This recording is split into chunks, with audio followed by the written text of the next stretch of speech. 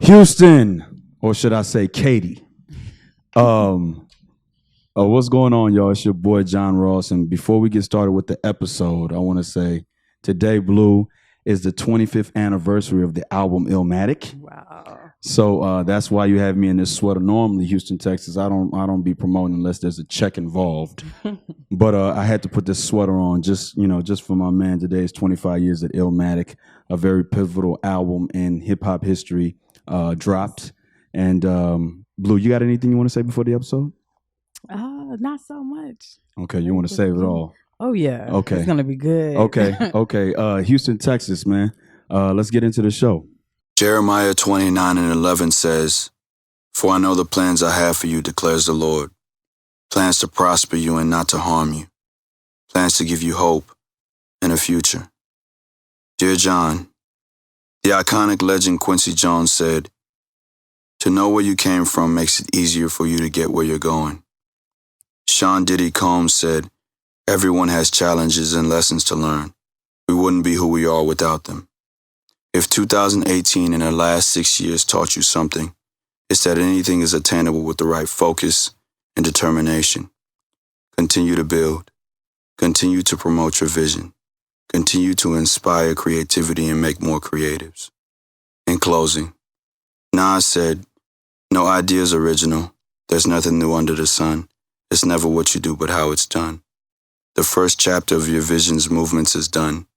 However, you're still a visionary. Peace and blessings. John Ross."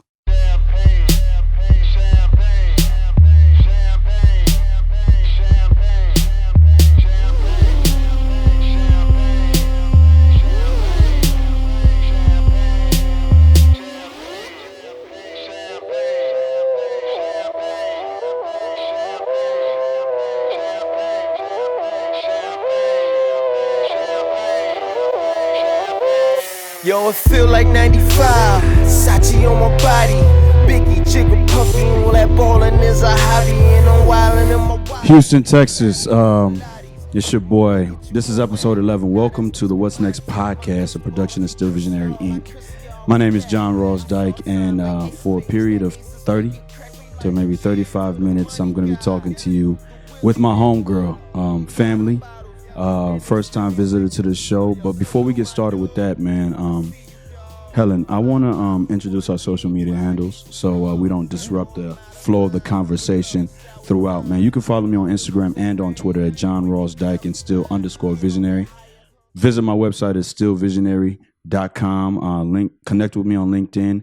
Subscribe to my YouTube channel and like and subscribe my Facebook page. Helen. All right. You can find me on Instagram, Twitter, and YouTube at Forever Miss Blue. I kept it short, simple, and sweet. Forever Miss Blue everything. Okay. And can you spell that? It's Forever and then MZ and Blue like the color, BLUE. Okay. So before we get started with this conversation, this is a long overdue conversation that I've been meaning to have with you. I want to present you this black SVI t-shirt. Now, I know that we've talked about it before on at rehearsals, what the meaning of what the color blue, what significance that has to you. But on the episode, I give that black tee to all the creatives that come on, and it's just a token from my company to you. And I know that whenever I see you in it, I know that you would have been on my podcast. That's right. Okay, so listen, man, Houston, Texas, I have you know this. Blue and I have acted across from each other now, not once, but twice. No, not once, twice, but 3 times. Yeah. Okay. Blue, I wanted you on this podcast for a very specific reason. In episode 6, with my man Trey Rogers, I had said that it's very seldom that somebody's career parallels to you, right? And to you, what I'll say is that it's very seldom that somebody's hustle parallels to yours, right? So we got a lot of things that I want to get to with you about you and what you're doing. And without further ado, let's get into it, man. Right. Who is Miss Blue? Who is that? Wow. So Miss Blue is, I would like to say, the epitome of every type of woman. So the mother, the hustler, the wife, the schoolgirl, no doubt. the author, everything. I try to represent every aspect of a woman. She's real, raw, straight to the point, but have so much genuine love for her people, friends, family. That is who Miss Blue is. Okay. And like we've had this personal conversation before.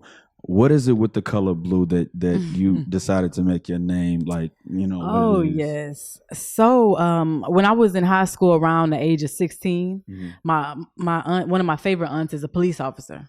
And she's retired now, but I used to go out there and everything was blue, just my favorite color. Yeah. And my cousin started putting the word blue in my head. She was a braider and the girl was cold. Yeah. So she started putting slim and blue because I was going by Slim Blue. Yeah. And I freestyled and everybody in Louisiana was like, where is that girl that's wearing the blue and be freestyling and stuff? So it's just really just like a nickname I got kind of like from the streets. Yeah. And they was skinny, slim, favorite color blue, so everybody was like, man, I'm gonna call her Slim Blue, and that's how I got it and never left. No doubt, because I know as an artist sometimes you want to escape the normal life that you live and then kind of take on a moniker or some other type of name so that you could channel the talent through that name. So I was just wondering where you got that name from. Oh yeah. Okay, no doubt. So listen, man, Houston, I have you know this as well. This woman is a phenomenal actress. Thank you. This woman is actually an MC, and you recently launched a hairline. Correct. What is that again? So I launched Bossy Diva Hair recently. Okay, so let's get right into it. I want to start there since you said somebody braided the word blue in your head. Oh yeah. Let's talk about the hairline. What was the thought process behind that? So for about 3 years, I sat and I had to choose between hair or clothing. And I was leaning more towards clothing because I love clothing, I love fashion, but I also love getting my hair done. Anybody know me is like always like, Helen, you stay getting your hair done, or who's your stylist? So I kind of weighed my options out, and I got more information and more people pulling for the hair than the clothing. So I didn't do the clothing and decided I'm getting ready to launch a hair company. But when I do, I'm going all out. So that's what I did. I started doing my research with the Chinese vendors and vendors in Houston, and I got so much love to the point where I almost had no choice but to launch the hair because I had so many people telling me, hey, I'm going to help you with this. You need to be doing this part. And with all that information soaked in, I launched. When you say launch, because the thing about the What's Next podcast, man, is I like to be in the room when these big events go on. When you say launch, where did you launch it, and what do you mean by launch? When I say launch, I went full throttle on social media. Okay. So we know you're not going to promote something on social media if it's not all the way together. Facts. Right. Am I right? Because now you don't want to lunch and then people are like, I'm ready to buy hair and you don't have it. That's embarrassing. Facts. So I actually bought my hair, the hair that I had on hand, got my website built, and I just went out on a limb and I said, you know what? Nothing is holding me back but nerves. I'm getting ready to let social media know Bossy Diva Hair is in full effect. And that's what I did. I launched on Twitter, Instagram, Facebook. I was sending posts. I got with Boss Babe headquarters and got me some real nice templates put together. And I was like, I'm here. I'm open. You divas want your hair? Let's go. So that's what I mean when I say I launch. I launch full throttle on social media, every social media.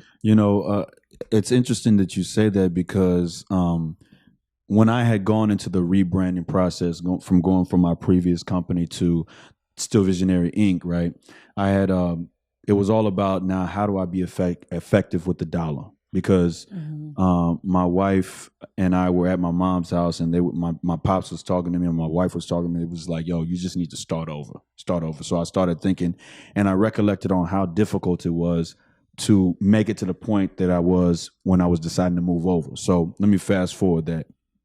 What I mean by that is this. Where was I going with that, Helen? This is what I meant. So I had to find another person to design my website because the first time we did that, we spent about $400 doing it, right? And so I found somebody through this app that my man was telling me about, and the part about launching, I had said, okay, well, I'm going to drop on the 1st of January 2019. I'm going to drop on the 1st of January, and I made it a countdown to do so. When I didn't drop the website on the 1st of January, but had the podcast going, I was pissed. You know what I'm saying? Right. To the point where it was just like, I can understand why I've lost so many relationships, because when something doesn't go as I expected to go during that process, I kind of get like, yo, man, I kind of want to distance myself from that person. So that's what I was more concerned about with the whole launching aspect. But so the hair, how many times a week do you get your hair done? Well, I was wearing actual braids for a minute. Yeah. I got a new stylist, and so now recently I went and got a sew-in. Yeah. So you'll probably have to maintain it between every 2 to 3 weeks. Yeah. You have to stay with it, stay washed. Yeah. She'll have to tighten the needle, the thread back up on the sew-in. Yeah. So it's a lot of maintenance. Yeah. So I would say every 2 to 3 weeks. Yeah. So, with the whole the launching of the whole bossy hair thing, what is your role in that launch? What is your role in the whole creation of it besides being the creator? What are you going to be doing at the spot? Well, what I am going to be doing is doing the footwork, getting out there, getting these women involved, hiring ambassadors to promote the brand, women that's serious, to bring more business to the hair, and just basically just being that you have to model your own business first. Yeah. I mean, I could pay girls to do it, but when I look back, I might not be happy. Yeah. So I'm putting in the work. And I'm modeling my own hair. I'm modeling my own brand. I am my brand. Yeah. So that's that's what I plan on doing, wearing my brand. Yeah. Everywhere I go, passing out the business cards. Yeah. Doing that footwork. Yeah. Like I said, our hustles align, so much so that this episode almost had to have occurred, right? And the reason why I say that is because episode 9, I had Kodak on. Episode 10, I had Bink on. Right, which is people, you should have seen it already, right? But episode 11, I wanted to continue that the podcast and going in the direction of everybody that was on the stage with me for Forever Yours, right? So our hustles, man. When you talk to somebody, so the whole origin of the podcast is I wanted to bring people on that are almost in the same race that I am. You know what I'm saying? Trying to think outside the box, not slave to a job, not be victim to having somebody tell you, you know what, this is what you bring, this is what I'm going to pay you, instead of I know what I bring and this is what I demand. You know what I'm saying? So I wanted to bring you on the podcast for that sole reason. All right. So, we're both artists. All right. And tell you what, before we get into that segment, Houston, Texas, we're going to take a brief break because I want to show a clip of this woman in action in the Pipe Dreams film that we did last year. You're watching and listening to the What's Next podcast. This is episode 11, Miss Blue. Peace and blessings. So, Please, let me come in.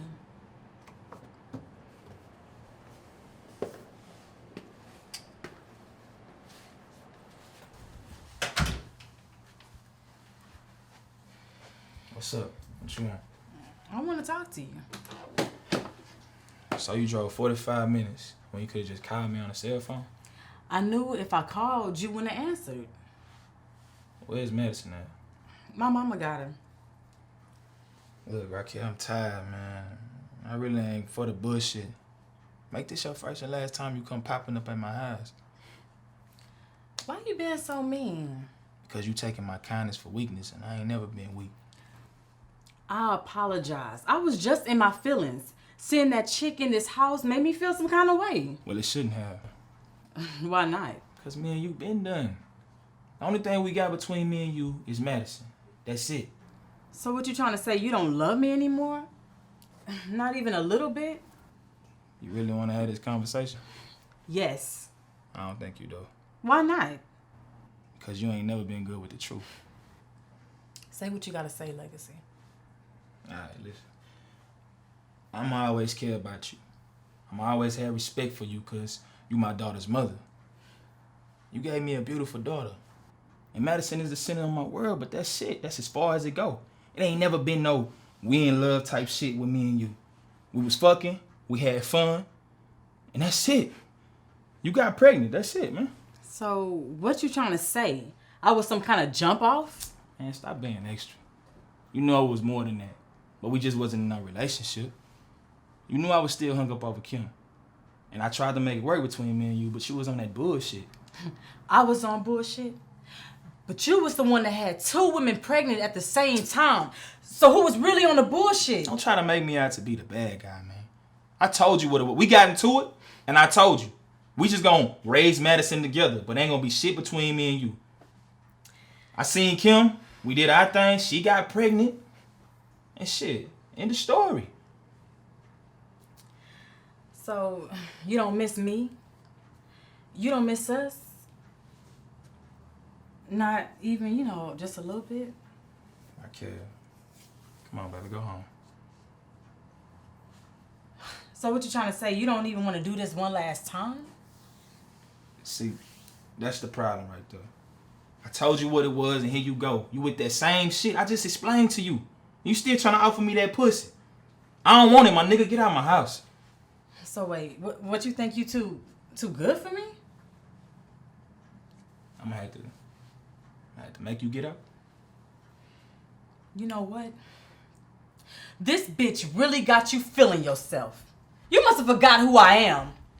Matter of fact, I think you forgot who you is. I'm the one always got your back. When you need help hitting licks, I'm the bitch you call. This bitch really got you tripping. She got you thinking you some rap star. You running all over town doing these fake ass shows. Nigga, you ain't hot. You just a joke in these streets and niggas be laughing at your corny ass. Nobody wants to listen to that trash that you call music. You know what? All you are and all that you ever will be is a hustler. And if it wasn't for me and Jax, nigga, that would be fucked up too. So round of applause on that, y'all. Round of applause on that. Miss Blue, when is the first time that you started acting? Whoa. When you ask that question, people kind of like gotta dig in that crate. You know what? I started acting in, I will never forget, 5th grade. No doubt. Okay. And I went to the Oscar Mayer Wiener. Yeah. I was trying out for that, and it was the jingle. Yeah. And so that's when I seriously really started acting. Like when I told my dad, I want to do this. Yeah. And so he was like, "Are you serious?" And I was like, "Yeah, I want to do this. It's just, it feels natural. I'm having fun, and I just, want you to support me." This is in 5th grade. So this man actually put me into private acting classes before I was able to start taking theater arts in school. So I want to say 5th grade when I really started auditioning seriously. And when did you get your first, the first chance to be behind or in front of the lens and see the results of your, I would say your childhood the first time, it was maybe 3 years after that because it didn't come fast. And I want to say that my dad's family member was filming something, a short film for Halloween. No doubt. And that was kind of like my kind of make it or break it moment. And I was like, no, I want to do this. This was too much fun. Yeah. The reason why I said that is because we were in a movie together, right? And we have been in the same stage play now twice, right? Wow. Yes. And I wanna see which character you pull towards. Do you pull towards the character you played in Pipe Dreams more, or do you pull towards Amina Dawson more? Only if you saw Pipe Dreams, but I'm gonna have to say I pull towards Raquel more. But okay. The reason why I say that is because not so much the setting, your friends up if you didn't see the movie. Yeah. I'm a very genuine person, but just on the surface, kind of like that diamond in the rough. Yeah. Like Raquel was a diamond in the rough. She meant well, but her delivery is all messed up. So just that part of being a boss and, step to me correct.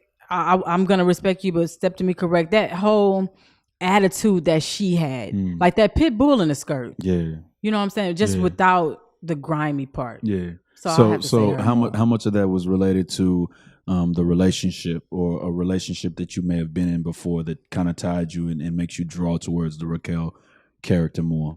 Well, I would say like in terms of Raquel, the whole situation where she dealt with everyone in her life, like being hurt, so I can navigate to the point where I've been hurt. Yeah. I've been lied to. Who hasn't? Yeah. Of course, this is before marriage, but I mean, we've all been through that. So just that aspect of Raquel, of being that hurt woman, that bitter, wanting to get back at anybody that means good to her because somebody else hurt her. Yeah. And honestly, that's the part that, reminds me of me. Yeah. So, I remember, so I've done stage as well. And my role in Pipe Dreams was a character and a position in life that I've been in before, where I was trying to music manage and I was trying to get next to an artist because I felt they had the potential to be something more than they thought that they could be, right? Okay. But the reason why I say that is because I've seen you behind stage and I've seen you behind an edited project, right? Right. And I'm just fascinated that somebody of your stature can come there, be soft when you need to be soft, okay, be tough when you need to be tough in Pipe Dreams, and then come out and then demand that you be paid for, your services. Not only do you, do the music, you act as well, and we'll get to it, but you do music. Right. And so, like I said, the hustle, and not only that, but a wife, the hustle that you possess is a hustle that I see in myself because I act, I don't do music, but I write poetry, I educate, and I'm a husband as well. Yes. And so the similarities that we possess, what's your sign? I'm a Sagittarius. Okay, you're a December baby. November, the later November part. 25th. 25th. Yeah. Okay. So Virgos, we tend to get along with everybody, right? we tend to get along with everybody. So you'll never have an enemy in me. But I want to say that, man. Just watching you grind over the past couple of years has been, something that I've used to motivate myself to get to that point. You know what I'm saying? When I say like. The thing about me, man, is I'm very perceptive of what's going on in this situation. So, I understand how big social media is in the current state of the culture, you know what I'm saying? And to see that you got, almost 4,000 or 5,000 followers on Instagram, you know what I'm saying? I'm just crazy. Like, damn, how did you do that? but I understand that it's a process. It's a marathon. It takes time, man. So, tell me about your favorite part of Forever Yours. Oh my gosh. And let me preface by saying Forever Yours is a stage play that we did April the 13th, right? Today being April the 19th, the 25-year anniversary of Illmatic. And we have 256 more days left in the year, right? Which we'll come back to that later on in the episode. But Forever Yours was about coming clean with yourself and being willing to accept who it is you are, and being willing to accept that, people might not accept you for who you are, but if you're happy with who you are, then you can't, nothing can break that happiness. What was your favorite moment about the stage play? Wow. You actually played one of my favorite characters. I mean, I went home every day saying one of your lines. Oh my God. Just the comedy of the guys, your character. But if I have to sum it up, I would say I kept telling the director, shout out to Jayla, No doubt. Productions. What up? I absolutely loved the way Alex loved Amina. Yeah. I could not get over that. Yeah. I think during this being the second time I played Amina, the first time we definitely did our thing. Yeah. But the second time I really navigated to that fact, and it just kind of made me even more sad kind of playing Amina, even though, we're actors. But just the fact that this man loved her so much, he was willing to go against the grain, his friends, his own mother. I mean, this man, and when you find that in a man, it's like one of the most greatest feelings. Yeah. And to see this man so in love with this woman, Yeah. it just, I mean, that is my favorite part of that whole film, because it's like to break his heart. Yeah. That was hurtful. Yeah. I think that my favorite part in one of y'all scenes was that last scene when you come clean.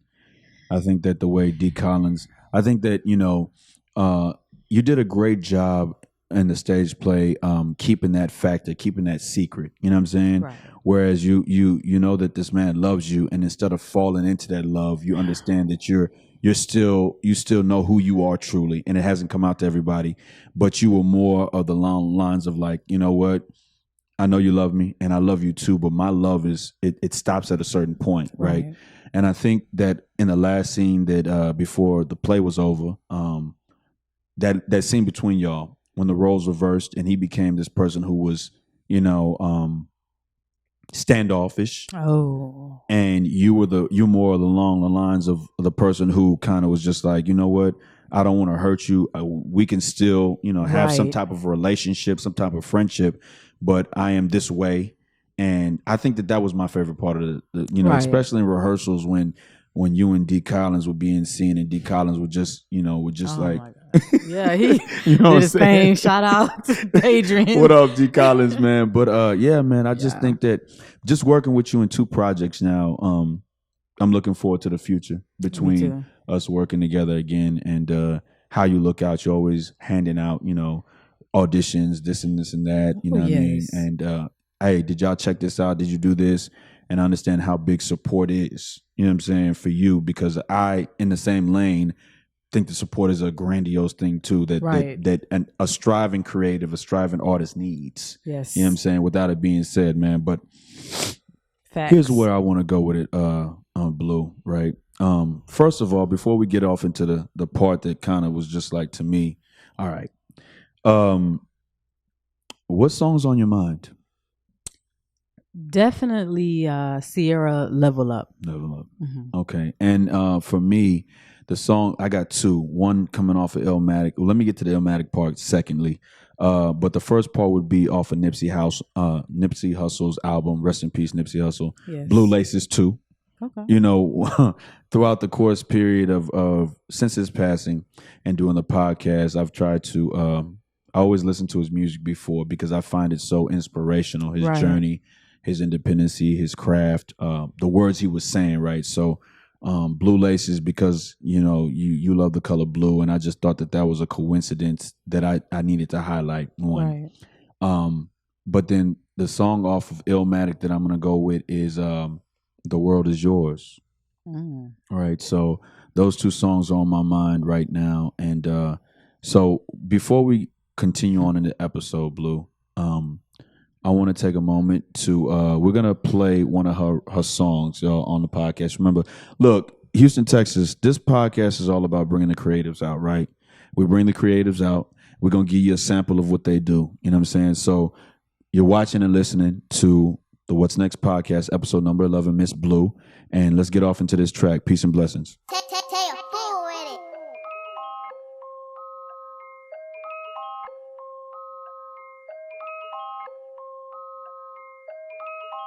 If a bitch talking shit, I tell her run it up. Nigga running at the mouth, I tell him sum it up. Lyrics 6 to your stomach, make you vomit up. Janitor, bring the mop, nigga, clean it up. I got $1 million dreams when I wake up. So I grind all day to get my cake up. He be fucking on me hard, never break up. Summer, you can't leave the house without some makeup. Now turn it up. Turn it up. I be the one to keep it hot in the city, bad bitch. I don't even gotta show one titty, mad chick. All these hoes looking so damn silly, damn bitch. I be sitting here looking so pretty, I'm lit. About to catch a flight, I be on vacation. Skin so dark, looking like a Haitian. They don't like Miss Blue, tell them that they hating. Blue light special, bitch, I'm amazing. Sagittarius, I don't give a fuck. Fire in my veins, nigga, heating up, yeah. Some of you should just start rapping. I'm just spitting truth, no capping. Instagram something, no caption. Some of y'all fake, no acting. Really ain't about that action. What's the tab? Run it up. Give me that. Run it up. Getting cash. Run it up. Louis bags, run it up. Making moves, run it up. Designer shoes, run it up. Truly real, run it up. Movie deals coming up. No credit limitation, I'm from the South. Limited edition, I'm the hottest. Word of mouth. Miss Blue stay trending on your timeline. Topic of discussion, you don't wanna cross that fine line. I am the lights, camera, action. Moonwalking on these hoes like I was Mike Jackson. And my flow gets scary like Thriller. UGK, it don't get no Triller. I have the nicest flow up. I been fine as fuck, never had to glow up. Giving you that blue light special. Don't need reservations, I could just show up. Now turn it up. I'm on the radar, I'm so suspicious. I eat caviar, my rhymes is vicious. My folks from the South, we superstitious. My attitude bad, you'll leave with stitches. I like to clean house, no dirty dishes. You can't fuck with him, I am the missus. If he ever cheat, the game the mistress. But I go so hard though. You ain't talking money, then it's no conversation, ho. I'm so cutthroat, I'm so cutthroat. Like the color purple, but this ain't hard, po. I'm more like Ike Turner. I got all the sauce, I just might burn you. Pretty like Tina, watch your demeanor. Miss Blue Fresh, I'm a whole lot cleaner. My mug on mean, I mean my mug got meaner. Fairy tale bitch, you can call me Thumbelina. Ass so fat, it be looking like Serena. Looking for the bitch, tell me if you ever see her. What's the tab? Run it up. Give me that. Run it up. Getting cash. Run it up. Louis bags. Run it up. Making moves. Run it up. Designer shoes. Run it up. Truly real. Run it up. Movie deals coming up. Houston, we're back, man. Round of applause for that. Blue, when you start, when did you become an MC? When was the first time that you ever dropped a rhyme, freestyle? Okay, I have to tell you a little something that I have actually never told anybody. Good. We love excuses. We love exclusives. Let's go. Let's go. So you're hearing it first from me. Yeah. I actually started doing poetry first. Okay. And spoken word in 6th, 7th grade. And I started doing the it was a place by St. John's United Church. My parents used to take me to a poetry house. Okay. And I wanted to start doing music and didn't know the correct format. And a guy told me that was excellent at poems, said, take a poem, get your bars, set them up. It could be 8 or 12 and get you a reoccurring hook that repeats itself. Yeah. And I started doing that in about 7th, 8th grade, just started writing raps. Yeah. Started writing raps and songs. Yeah. And then so take us up to the first time you recorded and somebody heard you and wanted to work with you and record for you. Oh my goodness. The first time that I actually recorded was my junior year in high school. And the guy is Beat King. So I'm Beat for King. sure. Yes. Okay. That's I went so to high crazy. school with him. Yes. Booker T. Yeah, he went to Booker T and then he transferred to Jersey Village, my Okay. school at the time. Okay. New kid on the block, and they was like, he was looking for a rapper, and this girl was already rapping with him. And she was like, everybody was like, man, Slim. And he hit me up. I was coming from track practice. He was like, hey, I need you in the studio. And I was like, okay. And so I went to the studio and we recorded, and he was like, you're in my group now. And I was like, really? So we did, the first song I ever did was What a Damn Shame. Okay. That was the name of it. Okay.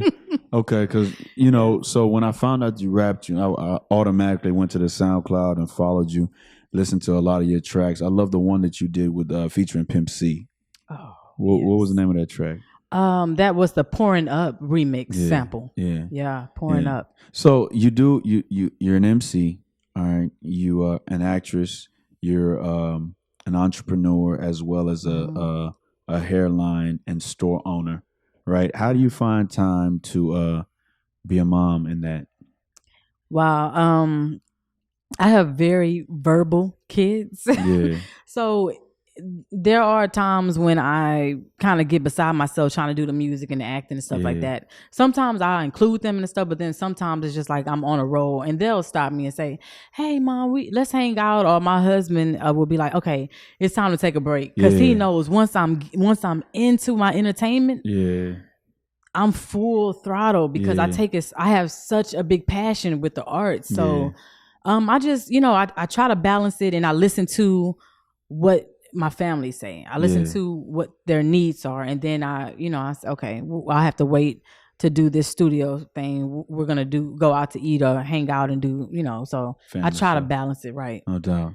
So we have 256 days left in 2019, man. What do you hope to get in those 256 days?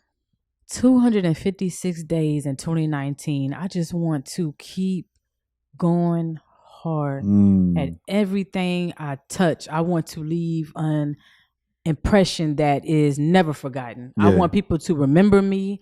I want my work to stand out for itself. Yeah. And I just want to put in that grind and that footwork. Yeah. 256 days left. Let's get it. Yeah. Full throttle working hard. That's what I want to do. Yeah. And it just reminds me of this quote, man, that Nipsey Hussle had in Determination. I keep, when we were talking about his whole passing in rehearsals, I just feel like, everybody who is trying to get it without that major cosign independently, we could learn a lot from him. So I've ever since he's passed, and I wasn't really a huge fan of his before, right? But I did, like I said in episode number 9, man, I just was happy to see that I had highlighted a piece of his work in some of my work, right? Because at least I was aware of him. Right. But I think that what, my bad, Helen. I think I lost my train of thought. Anyway, but just the whole aspect of chasing your dreams, all right, and taking no for an answer is something that I find. Yo, man, I lost my train of thought. You have to take me back to where I was. What were you saying before? I'm trying to see. Recently, just going hard, the grind. Yeah. The grind. The footwork. No doubt. So, it's pivotal that you have that. You know what I'm saying? It's pivotal, and I see that in you. It's pivotal that no matter what, you find a way to keep pursuing what you want to do, because eventually it'll all come out and be to your benefit, right? So this is where I want to go with it. This is what I was talking about. The track Determination, he had a quote on there, the sum of all my sacrifices, I'm done waiting. He said, what do you say? Yeah, you got that determination. The sum of all my sacrifices, I'm done waiting. Told you that I wasn't playing. Now you hear what I've been saying. Dedication, but the dedication that it takes to reinvent yourself, research something, and then go full throttle at it, man. I admire that. I see that in your hustle, and it's been parts of your hustle that I've tried to include in mine to be able to be as successful. You know what I'm saying? So the What's Next podcast is all about bringing the creatives on, right? Mm-hmm. And I believe that every creative that I've brought on the episode has their journeys is parallel to mine, and I've tried to see how we could benefit each other, right? And I know that you've posted. I know that when you launched your website, I shared it on my Facebook page, because when I seen it, I was like, thank you. No doubt, because I think that that's the easiest thing that somebody could do who's a fan of yours, right? The easiest thing, not that any dollars involved, but I see you grinding, and we may not share the same markets, but if somebody from my page sees that they can go to a place and get some hair, right? Exactly. I think that benefits you, and I think that it's what you would look for without even having to ask it, right? Right. So, the What's Next podcast is all about bringing the creatives on and talking to them about their journeys and seeing where we parallel. The last question I like to ask on the podcast is, what's next for Miss Blue? Well, I definitely plan on being a part of the entrepreneur world and being known for my hair company. Yeah. I plan on I want to focus on more singles than large bodies of work. Yeah. So I definitely have that to work on, more, powerful singles. Definitely want to try to start back to writing this book that I had been working on. I just have some stops here and there. I got to really pray and tap into that and that part of me, but I have been working on that for like 5 years now. Yeah. And so Basically, just more networking. Yeah. Networking. Sometimes we tend to be in our own world or scared of burning bridges or what the next person, might think of us. Right, but it's time to get out there and network because you can't do anything from the comfort of your own home. Yeah. So that's what I want to do. I want to get out there and I want to network and be more social. Yeah. So that I can, expunge on some things and touch elbows with some people that might can, head me in the right direction. Yeah, so, no doubt. Definitely. Houston, Texas, man, it's our time. Peace and blessings.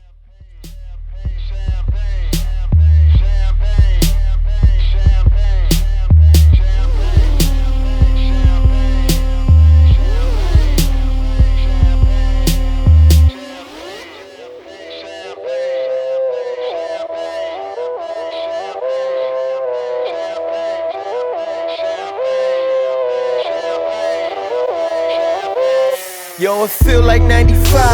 Sachi on my body. Biggie, jigger, puffy. All that ballin' is a hobby. And I'm wildin' in my wallies. And them valleys, no Pilates. More weight get you more wet. Nah, that's these Spumante. My crystal ball, I see crystal. I crystal y'all with that. I saw the sign like ace of spades. That ace of spades get cracked me like cheers to the money guys. The Willie niggas who buy them bottles. And then they spill these liquors. Yo, salute my dude. I see you, dawg. 5 bottles, 1 dick. Why I need 2 bras? I know I'm out of line, but love is shower time. You know it rose rain when your cloud is 9. Get off that high ass hussy. This a private party.